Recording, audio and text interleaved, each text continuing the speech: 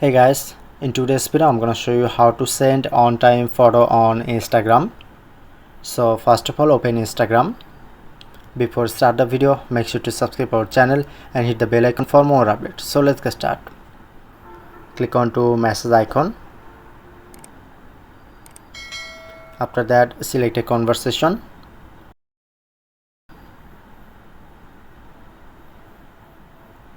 And then click on to camera icon. Select a photo from your gallery.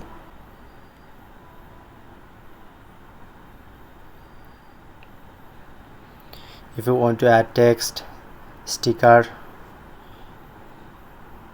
or music, anything, and then look here, click on keep in chat, click on again to view once, and this select and click on to send.